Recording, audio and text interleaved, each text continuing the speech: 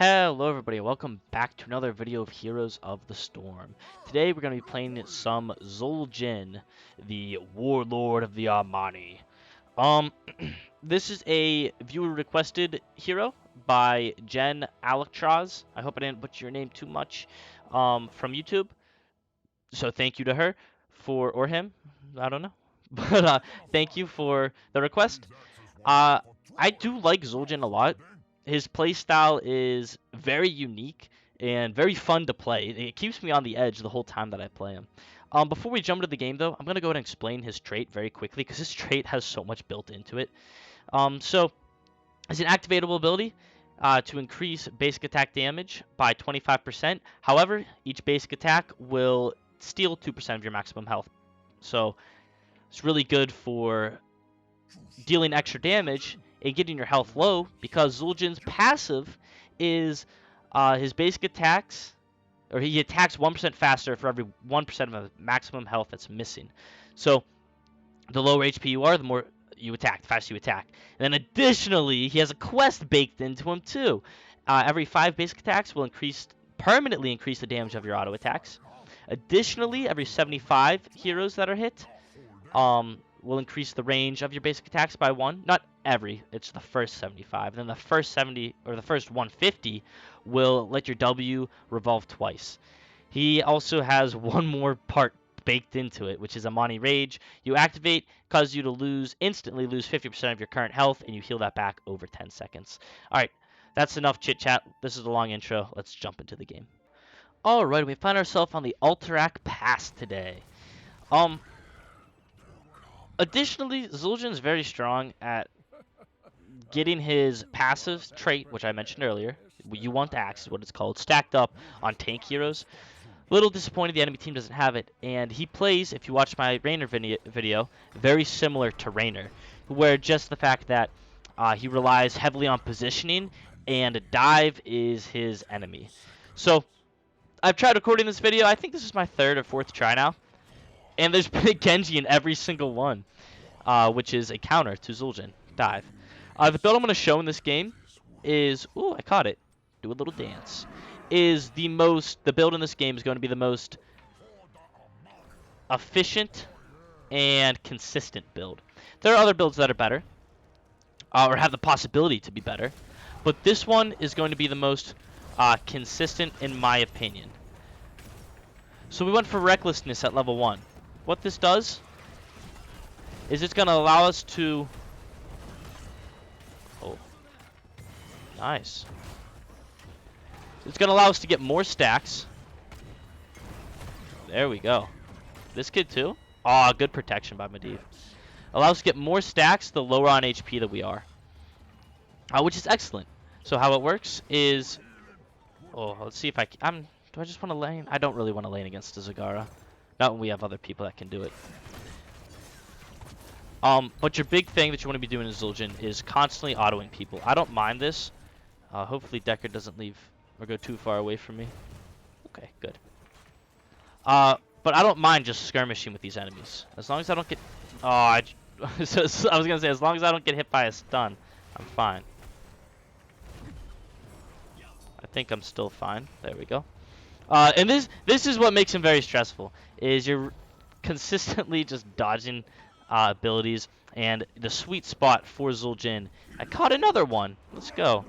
The sweet spot for Zul'jin is, though, right at 50% HP.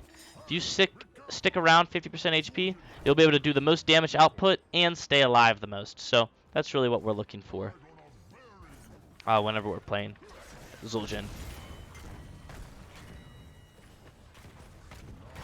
See if we can't kill Medivh too. That would have been nice if I could have gotten him so we could lose his stacks. He does have 11 already, so not an insane amount.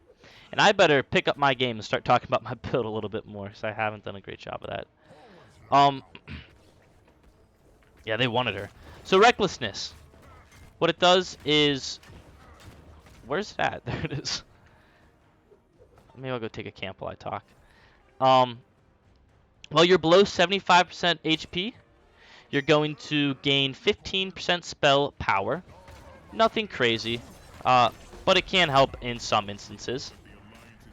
And then additionally, the big one though is below 50% HP, you are gaining below 50% HP, you're gaining 15% raw basic attack damage, as well as gaining an additional stack while you're below 50% HP. That's why 50% HP is the sweet spot for you.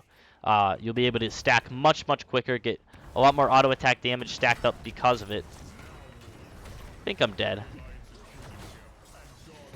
Oh, 30 overkill. At least we were able to get a counter kill, so it's not the end of the world, and I got a few stacks. Level 4, there's some fluctuation with this build that I'll explain at the end of the video, but I went for Amani Hide this game because I think I'm going to need it a little bit more compared to the other talent, which would have been Voodoo Shuffle most likely. Those are my picks that I typically go. If you don't know what Zul'jin's abilities are, allow me to explain. His Q is a straight line skill shot that goes out and hits the first 2 enemy units hit. Oh, am I going to catch another owl? Okay, good. This will deal a low amount of damage. Alright, we gotta get 7. Deal a low amount of damage, as well as make your next 3 autos against that target deal like 50% more damage. So, very good for focusing fire on one target. Additionally, we picked up, additionally our W, rather. We're gonna talk about our W now.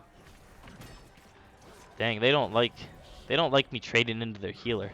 That's a shame, because I like trading into her. I'm going to go ahead and try to stop these enemies. I want to be sticking close to my Deckard Cain. He's the real hero here. Real guy to keep me alive. Pick up a little potion. I believe your W. Yeah, your W. That ability I just sent out there. It is called Twin Cleave. Send out this Twin Cleave. Does minimal damage. It's really good for... It's really your only wave clear ability. But it also slows enemies, so it's fantastic at chasing enemy units down. I think I trade into this just fine. Yeah, we kill it in like 2 autos. Oh, no, 2 empowered autos. I guess that gives me a good time to talk about our E ability. It's called Regeneration. This girl should be dead. Yeah, look how fast we attack. Hey, we got it. I'm willing to go a little bit deeper.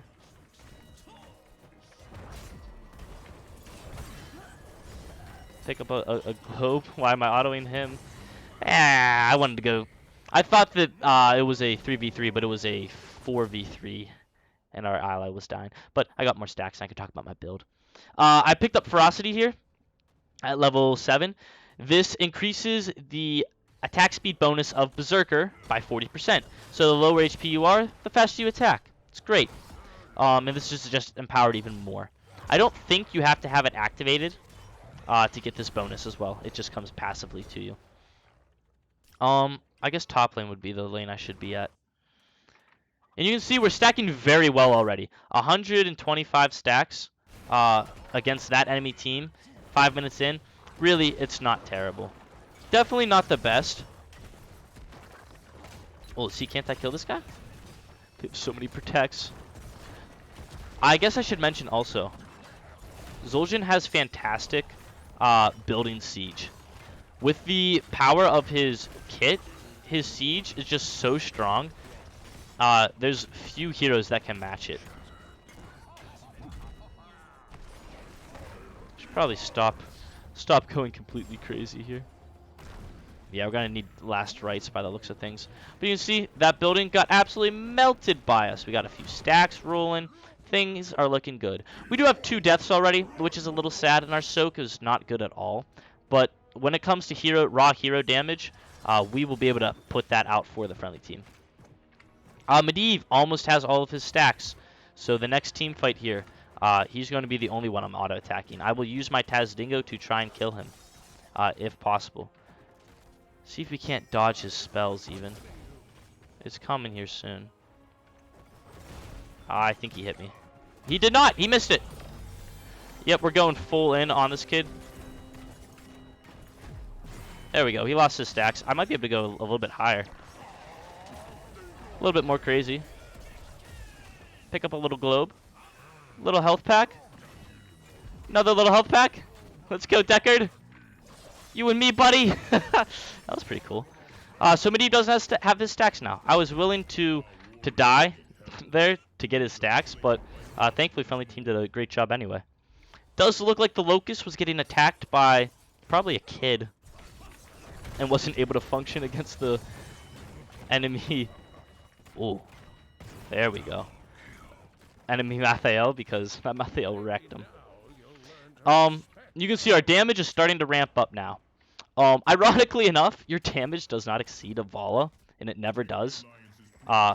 Even when you're at like 1 HP. Now, I really don't want to get hit by multiple stuns. Okay, there it is. Gotta pick up Eye of Zul'jin. This will help us kite around fights very easily. That's a nice kill for us. Very good pickup as this objective is spawning. What it does is every auto attack will grant you 6% movement speed for 2 seconds. This stacks all the way up to 30% as a maximum. Let's see if I can't hit this guy a bunch. Just stand still in auto. Polybomb came out. I think he gets sucked off. Yep. Our slow hit him once. Let's see if Medivh comes. I think we beat Medivh. Okay, we're fine. We're chilling. We do have our ultimate, as I mentioned before. It's up and ready to go. But I think sticking by the Deckard Cain is going to be a good play for us right now. Keeping our trait shut off so we're not taking any unnecessary poke. Just making sure we have at least 90 mana at all times so we can use our ult. Because that's going to be what we really want to look for right now. I think Medivh was hopefully going to die to the enemy team. And backing out here is an okay play.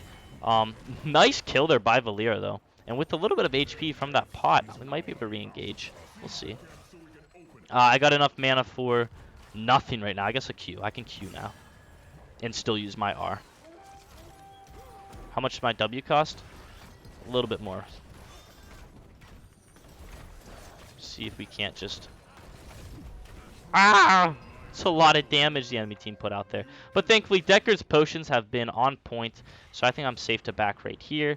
Reset for the objective. If someone comes, I'll fight him to the death. But thankfully, Medivh only has 5 stacks. So he's going to be pretty useless this game. He might get it late game. But at this point, he's losing so much power from it.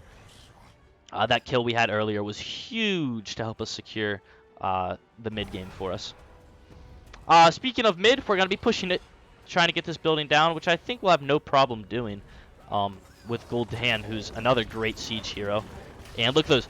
My autos were hitting for like 400 whenever they were empowered. See if we can't just mess up Medivh a little bit here. Trying to get our stacks up. Our Deckard's healing us too good right now. Alright, sticking close to the potion. Picking up one of my favorite abilities here for this hero. There we go. That's massive. Pick up the pot. Maybe we'll let my allies take it and just continue to siege down. I got my E that can heal me up, so we're fine. Looks like we'll get that building as well, and I would love to kill this Zagar. I don't think she's died once yet. Only one time. But she's just annoying in general, so I want her dead. But if friendly team wants to take the camp, I think taking it with them is going to be a good play as well. I'm going to focus down the Mathael if possible here. I think he's going to be able to output a lot of damage onto us. So killing him first. And now the Medivh. There we go. We'll go to an ult for this camp as well. I think I'm going to die to Zagara minions. Why do I still have my trait active? Birdie's going to hit me. Oh, we're safe, baby. Not only are we safe, we're free to continue pushing.